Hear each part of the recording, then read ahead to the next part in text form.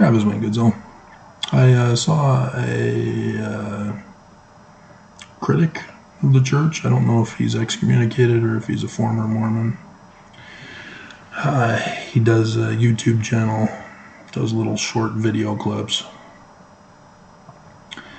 And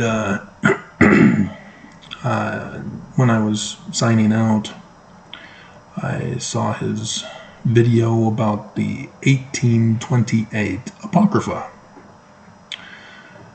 And in his mind,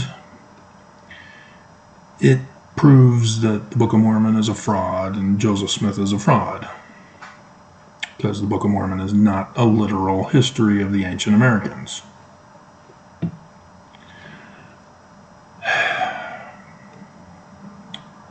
Just want to bang my head.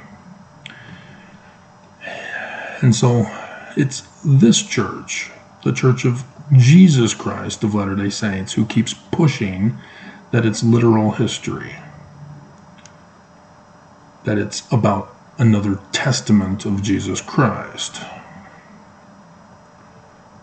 And so all that critics and this guy who did the video are proving is that this church is not true, that this church is lying to us. But you have no clue about Joseph Smith. You have no clue about the Book of Mormon. And that's the frustrating part, because YouTube is purposely shutting me down. Here I am getting a whole ton of views way back in the beginning. And I'm struggling to get 50 views for a video with 200 plus new subscribers for this April conference.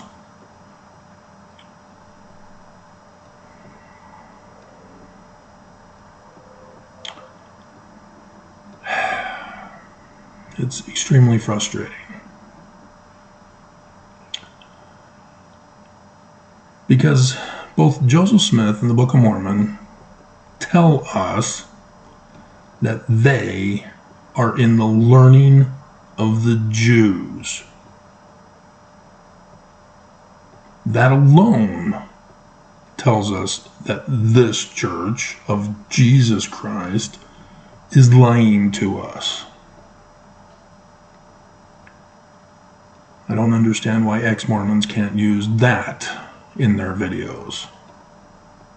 Joseph Smith and the Book of Mormon testify that the Church of Jesus Christ is a fraud and a con and criminal and evil and a lie. You'd think that would get them lots of views, because I can't do it.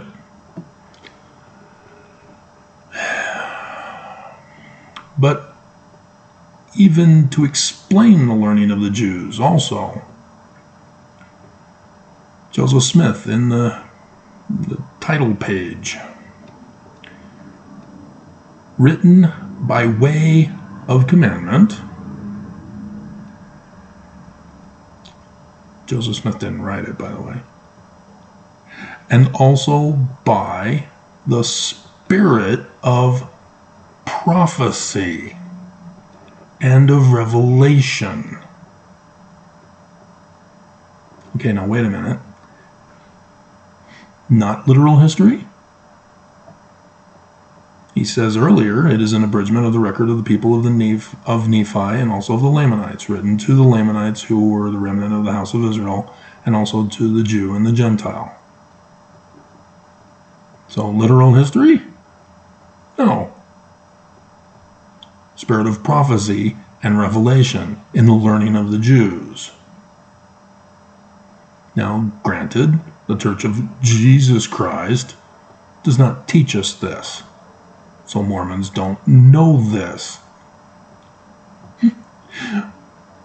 But anybody reading the Book of Mormon should go, what is this? What is the learning of the Jews, spirit of prophecy and of revelation? Because the Book of Mormon repeats this. 1 Nephi chapter 1 verse 2, learning of the Jews. 2 Nephi chapter 25 verse 1, prophecy.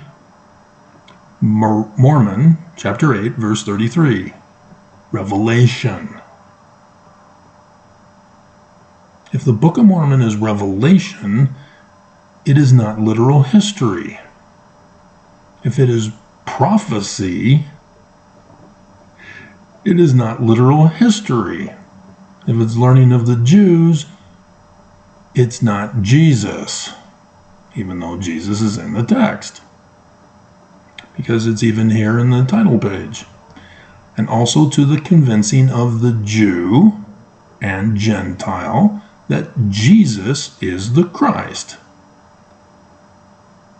the eternal God manifesting himself unto all nations. Why do Christians need to be convinced that Jesus is the Christ? Has anybody even thought of that? Because we are told it is not Christian, it is not Jesus. It's the learning of the Jews. And so that's why the Jews need to be convinced, because, hey, guess what, Jews? Your prophesied Christ is here. Or in that day and age, he's coming, and it's going to be through this church that is going to be usurped by Brigham Young.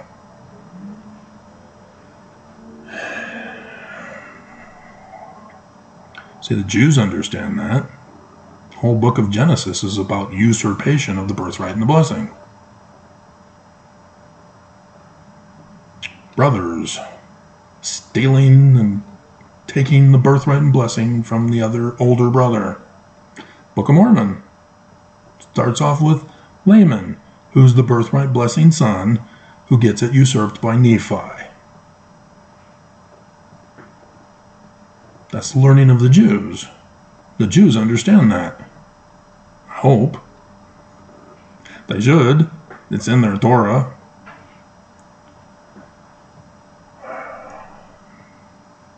And so Christians don't need to be convinced that Jesus is the Christ unless it's the learning of the Jews' Christ. Hey, guess what? Christianity and that Jesus guy is an abomination. And so the great and abominable church is going to pretend to be Christian and pretend to have Jesus as its Christ, just like you guys. But out of that church will come the true Christ.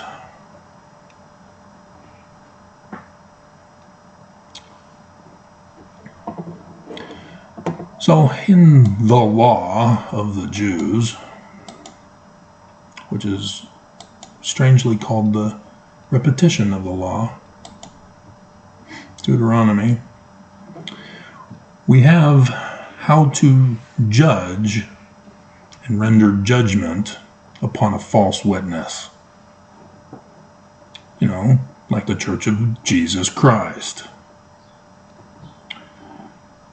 If a false witness rise up against any man to testify against him that which is wrong, then both the men between whom the controversy is shall stand before the Lord, before the priests and the judges, which shall be in those days.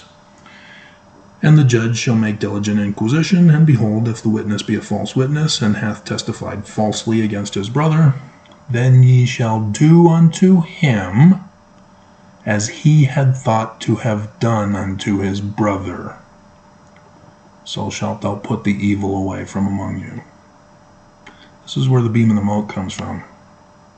That which you falsely accuse in another reveals the same and worse fault in yourself. And the punishment is the punishment that you wanted to have done to the victim of your lies, your false accusations. So Brigham Young had Joseph Smith murdered. usurped his church, completely altered it and changed it. Called it a restoration of the kingdom. So guess what? In the latter days, the man like Moses will restore and redeem Joseph Smith's church, because it's in the learning of the Jews. It's in accordance with the law of Moses.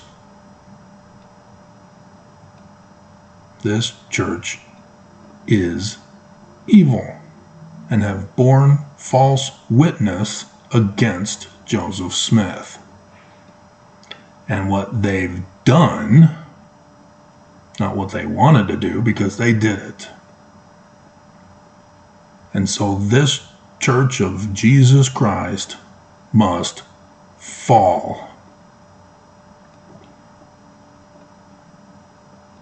so that the restoration can occur.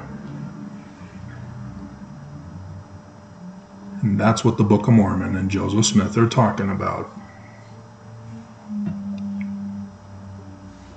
They knew before it was done. This comes from the book of Ishtar about Purim, which is the Jewish holy day. And in the hour and 40-minute or so video for chapters 11 to 14, Nephi's vision, it talks about that this great and abominable church will try to set a trap for Mormons in the latter days to enslave and murder them. But the church will instead be punished in that same trap.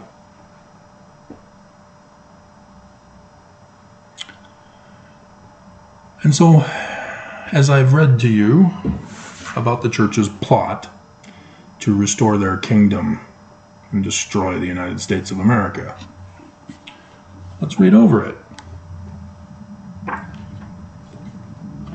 again.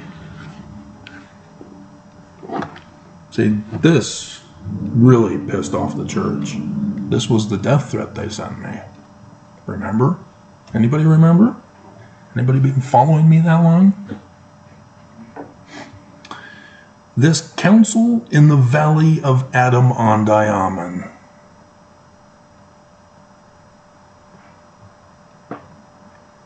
is to be of the greatest importance to all this world. At that time, there will be a transfer of authority. It's referring to government. Our Lord will then assume the reins of government from the usurper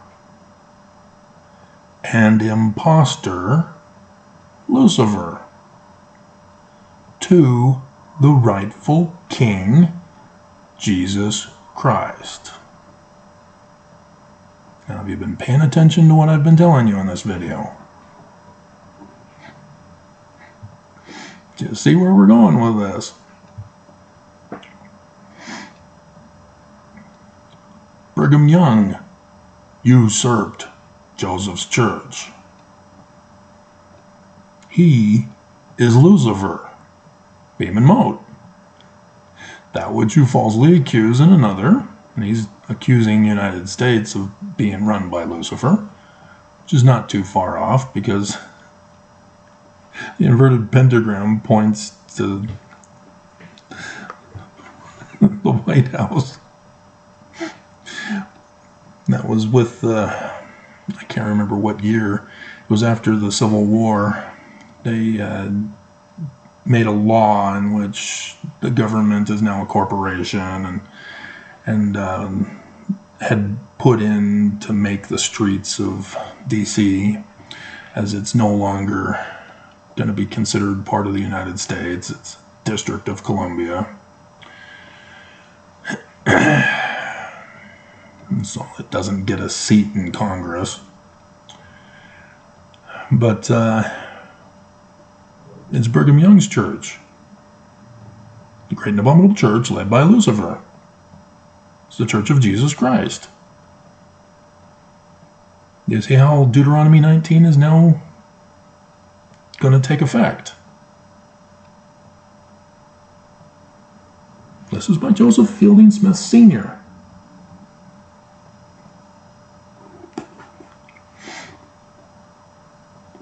He's been converted to the dark side of the Force. He's Hiram's son. And yet, his descendant is going to be the prophesied Christ, who is going to be the symbol of the real Jesus, who is Emmanuel, the learning of the Jews. And the church, transfer of authority from the Church of Jesus Christ to the rightful King Emmanuel.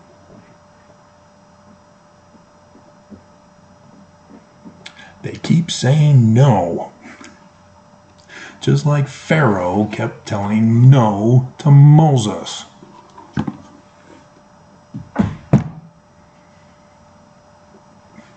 Nelson, when exposed with Ensign Peak advisors for tithing, came out with the first presidency statement and said, "We're just following the parable of the talents." Does he understand what he just said? No. It's the same thing. Not only authority, but the money is to be given to the Christ, Emmanuel, learning of the Jews, the Mormon, descended from Hiram.